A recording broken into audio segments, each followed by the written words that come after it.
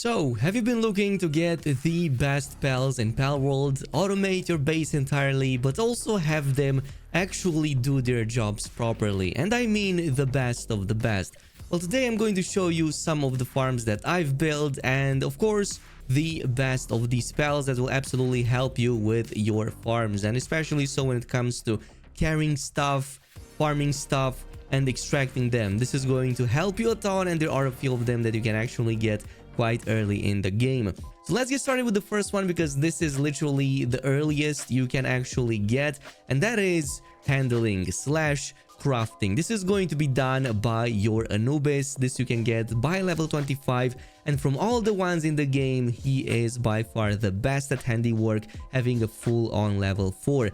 This means that he will literally complete any project, any construction you give him within seconds. So much so that you might not be able to even cancel it. That's how fast it goes. Especially when you put it on the assembly line, when 2 or 3 or even 4 gather, they will just complete everything with lightning speed.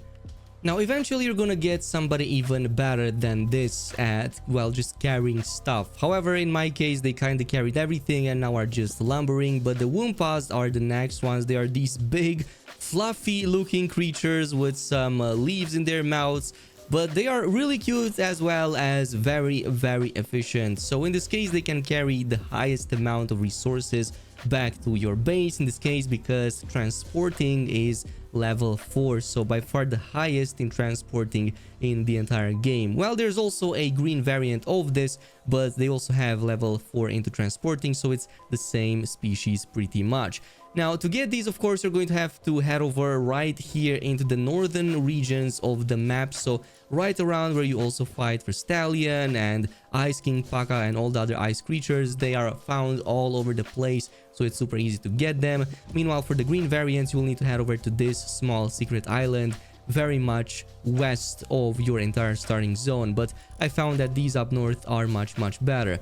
Now, if you do want some low-level alternatives to these, there are a couple of them. So I'm going to go over one that you can find at the middle of the game, so around level 20, quite even before that. That's going to be the Gorilla Rat, which comes with transporting level 3, so not too shabby actually, and they also have lumbering and handiwork, plus they spawn not too far off from the starting point, pretty much where I also set up my base. Speaking of mining, obviously if you want to go with the best, Blazemuth, who's now taking a break right there, is going to be the best in terms of mining. So he's the only one, I believe, at rank 4 when it comes to the maximized skills. So right here you can see that his rank 4 is actually going to help you a ton to just destroy everything. Mining level 4 is what you will need if you want to make the most out of every single ore in the later stages. Now, of course, you can find this as a specialized boss right here in its spot, so it's going to be in the Obsidian Mountain. You can of course fight by entering his cave, which you access by going up north to this spot, but if you increase his spawn rate by 3 times, you can actually get 3 at the same time, so that can be extremely beneficial. If you want something that comes a bit earlier than that, then you can try the Dig Toys. So this is going to be the one you can find very close to Anubis in the same desert area, and it comes with a level 3 into mining, but you do get it much earlier at about level 18. So there are some other variants in there too, but this one can especially help you since it's the only thing that it does, so you don't have to worry about it doing anything but mining. In fact, it might be a little bit more helpful until you do get a more specialized farm and do get the higher level stuff that just does things a lot better in case you're struggling with the AI. Now, the next part is going to be, of course, about food. You do want your pals to eat and do it autonomously. So there are 2, well, actually 3 if you also count cooking, but generally 2 that will handle all of that. So Lylene is going to be for just harvesting and planting seeds, and then we're going to have Yormuntide, which has the best in watering.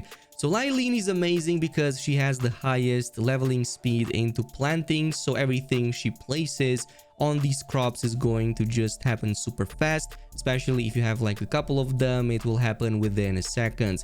Plus, she also excels in other stuff like medicine production. Level 3 is the highest I've seen, so she can handle both this and the planting. So whenever you want to feed your creatures, but also treat some of their problems, she can definitely craft some of the medical supplies and handle everything for you. Your Moontide, of course, is a rank 4 into watering. That's his only ability he has, so you don't have to worry about him doing anything else. However, there are some alternatives coming up earlier than those. So for example, for a watering, you can totally pick either Azurobe or Panking early on. Azurobe actually has a rank 3 into watering and she's amazing, so you can totally use her instead, or Panking if you want something even before that. Meanwhile, for Lylene, an alternative to planting is going to be Bronkery, which has a level 3 into that and also comes at level about 20, so you can substitute some of her work. Oh, and since we're on the subject of cooking, definitely go ahead and cook all of your berries, and for that we're gonna go to the next one, which is going to be our Kindling Pal. In this case, by far the best is going to be your Moontide Ignis. So you can find him, by the way, right here on the secret Western Pal Island on this side of the map, so pretty much close to Mount Obsidian. But he has a rank 4 into Kindling, which means that either if it's cooking or if it's anything that requires a source of kindling / fire, he's going to be by far the best in the game. So he's the only one with rank 4 into that. But as you can see, he absolutely crafts these berries with extreme speed, and the baked berries will actually help a ton, as your pals will lose way less sanity, or well, gain sanity back at increased speeds because of this compared to the normal berries.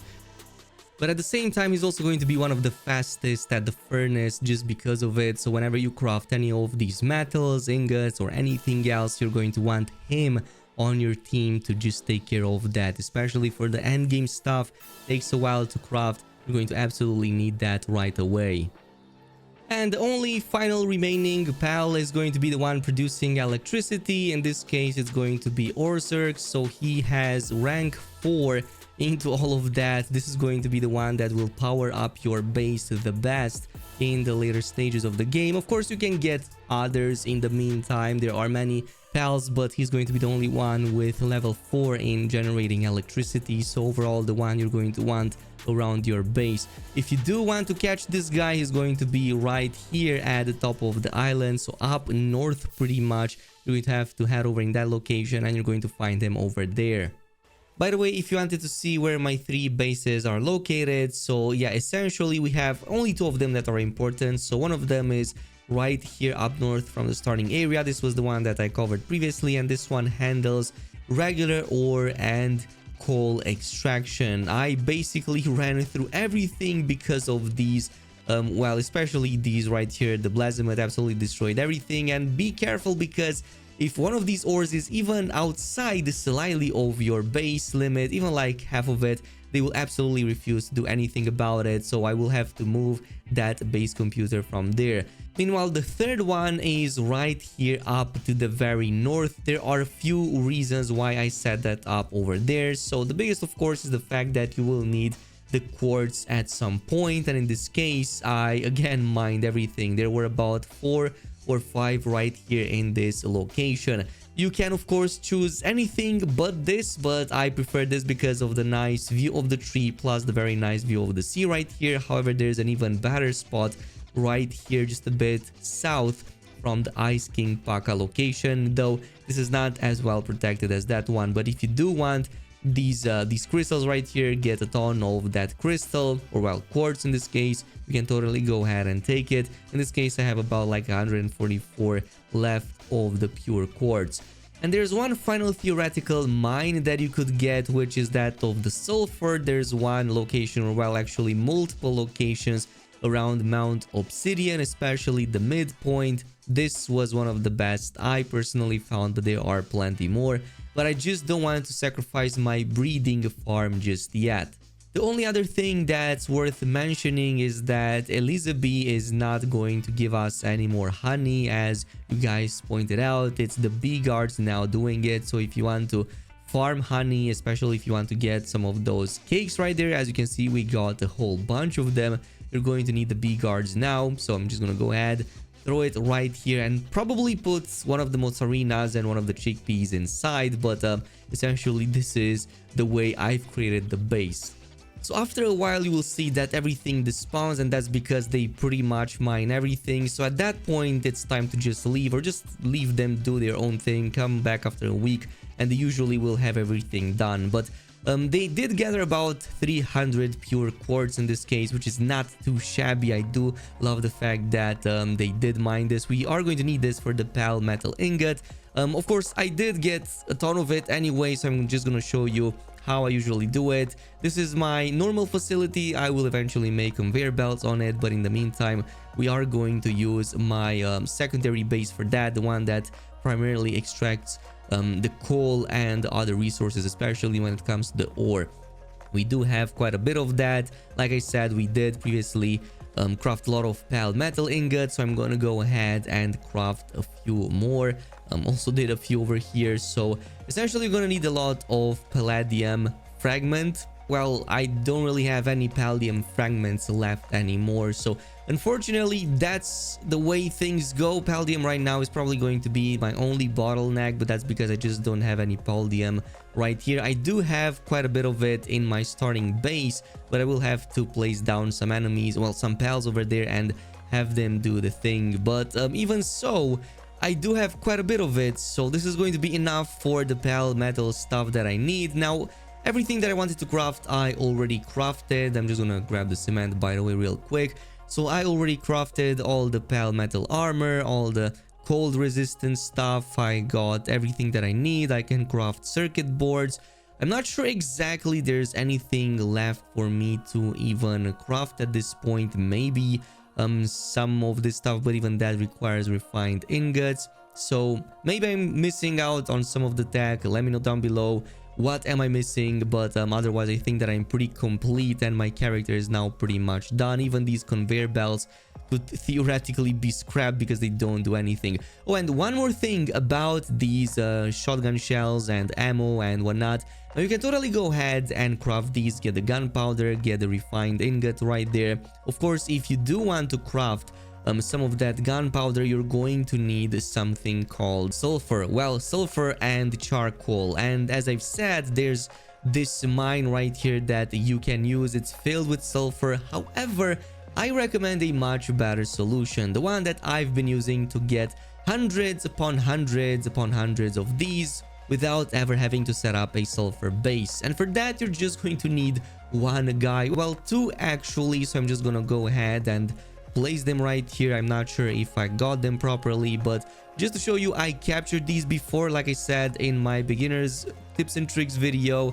So he already sells everything that I need: assault rifle, shotgun shells, everything that I need. I can go ahead and just buy it, and I can get hundreds of these for just tens of thousands of gold. But gold is actually super easy to get, and guess why? It's because of this guy. So the black market guy, we can go ahead and sell many of the pals that we got.